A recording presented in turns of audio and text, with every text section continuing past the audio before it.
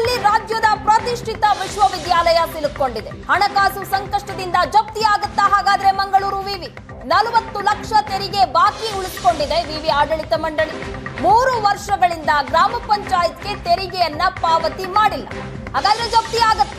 ಚರಾಸ್ತಿ ಜಪ್ತಿ ವಾರೆಂಟ್ನ ಎಚ್ಚರಿಕೆಯನ್ನ ನೀಡಲಾಗಿದೆ ಕೊಣಾಜೆ ಗ್ರಾಮ ಪಂಚಾಯಿತಿಯಿಂದ. 2022ರಿಂದ 2024ರವರೆಗೂ ಗ್ರಾಮ ಪಂಚಾಯಿತಿಗೆ ತೆರಿಗೆಯನ್ನೇ ಕಟ್ಟಿಲ್ಲ ಈ ವಿವಿ. ಬರೋಬ್ಬರಿ 40,49,766 ರೂಪಾಯಿ ತೆರಿಗೆಯನ್ನ ಬಾಕಿ ಉಳಿಸಿಕೊಂಡಿದೆ.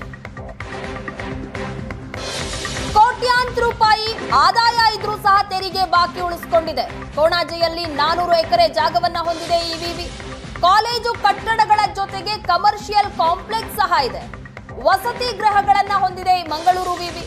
ಸಿಬ್ಬಂದಿ ವಸತಿ ಗೃಹಗಳ ಬಾಡಿಗೆಯಿಂದಲೂ ಸಹ ಆದಾಯ ಬರ್ತಾ ಇದೆ. ಸಾಕಷ್ಟು ಆದಾಯ ಇದೆ, ಆದ್ರೆ ತೆರಿಗೆ ಮಾತ್ರ ಕಟ್ಟಿಲ್ಲ. ಬಾಡಿಗೆಯಿಂದಲೇ 98 ಲಕ್ಷದವರೆಗೂ ಸಹ ವಿವಿಗೆ ಆದಾಯ ಇದೆ.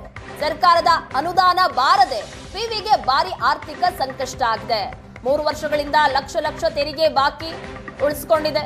ಹಾಗಾಗಿ ಆಸ್ತಿ ಜಪ್ತಿ ಮಾಡುವಂತ ಎಚ್ಚರಿಕೆಯನ್ನ ಈಗ ಕೊಣಾಜೆ ಗ್ರಾಮ ಪಂಚಾಯಿತಿ ನೀಡಿದೆ. ಯಾಕಂದ್ರೆ 2022ರಿಂದ 2024ರವರೆಗೂ ಸಹ ಗ್ರಾಮ ಪಂಚಾಯಿತಿಗೆ ತೆರಿಗೆಯನ್ನ ಕಟ್ಟಿಲ್ಲ.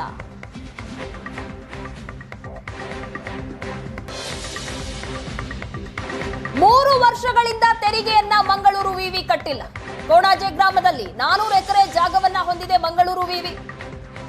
ಮಂಗಳೂರು ವಿವಿ ಚರಾಸ್ತಿ ಜಪ್ತಿಯ ಎಚ್ಚರಿಕೆಯ ನೋಟಿಸ್ ಅನ್ನ ನೀಡಲಾಗಿದೆ. ಪಂಚಾಯತ್ ರಾಜ್ ಅಧಿನಿಯಮ 200ರ ಅಡಿ ನೋಟಿಸ್ ಇಶ್ಯೂ ಆಗಿದೆ. 2021ರಿಂದಲೇ ತೆರಿಗೆ ಪಾವತಿ ವಿಚಾರದಲ್ಲಿ ಕಿರಿಕಿತ್ತು, ಅದಿನ್ನೂ ಸಹ ಮುಂದುವರ್ಕೊಂಡು ಬಂದಿದೆ. ಮಂಗಳೂರು ವಿವಿ ಕೊಣಾಜೆ ಗ್ರಾಮ ಪಂಚಾಯಿತಿ ಜೊತೆ ಜಗಳ ಇತ್ತು. 2024ರ ಮಾರ್ಚ್ನಲ್ಲೇ ತೆರಿಗೆಯನ್ನ ಪಾವತಿಸಬೇಕು ಅಂತ ನೋಟಿಸ್ ಅನ್ನ ಸಹ ನೀಡಲಾಗಿತ್ತು.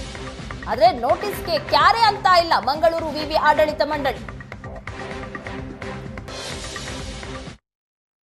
ಒಂದು ಕಾಲದಲ್ಲಿ ರಾಜ್ಯದ ಪ್ರತಿಷ್ಠಿತ ವಿವಿ ಅಂತ ಕರೆಸಿಕೊಂಡಂತಹ ಮಂಗಳೂರು ವಿಶ್ವವಿದ್ಯಾನಿಲಯ ಆರ್ಥಿಕ ಸಂಕಷ್ಟಕ್ಕೆ ಸಿಲುಕಿದೆ ಅನ್ನುವಂಥ ಸುದ್ದಿಗಳು ಬರ್ತಾ ಇದೆ. ಬೇರೆ ಬೇರೆ ಕಾರಣಗಳಿಗೋಸ್ಕರ ನಿವೃತ್ತ ಪ್ರಾಧ್ಯಾಪಕರಿಗೆ ಪೆನ್ಷನ್ ಬಾಕಿ ಇಟ್ಟಿದ್ದರಿಂದ ಹಿಡಿದು ಅನೇಕ ಕಾರಣಗಳಿಗೋಸ್ಕರ ಅವರು ಫೈನಾನ್ಷಿಯಲಿ ಬಹಳಷ್ಟು ಟ್ರಬಲ್ನಲ್ಲಿದ್ದಾರೆ ಅನ್ನುವಂಥದ್ದು. ಈಗ ಅದಕ್ಕೆ ಪುಷ್ಟಿ ನೀಡುವಂತೆ ಮತ್ತೊಂದು ಸುದ್ದಿಯ ಮೂಲಕ ಮಂಗಳೂರು ವಿವಿ ಮತ್ತೆ ಚರ್ಚೆಗೆ ಬಂದಿರುವಂಥದ್ದು. ಮಂಗಳೂರು ಯೂನಿವರ್ಸಿಟಿ ಇರುವಂತಹ ಕೊಣಾಜೆ ಗ್ರಾಮ ಪಂಚಾಯಿತಿ ಏನಿದೆ, ಆ ಕೊಣಾಜೆ ಗ್ರಾಮ ಪಂಚಾಯಿತಿಗೆ ಕಳೆದ 4 ವರ್ಷ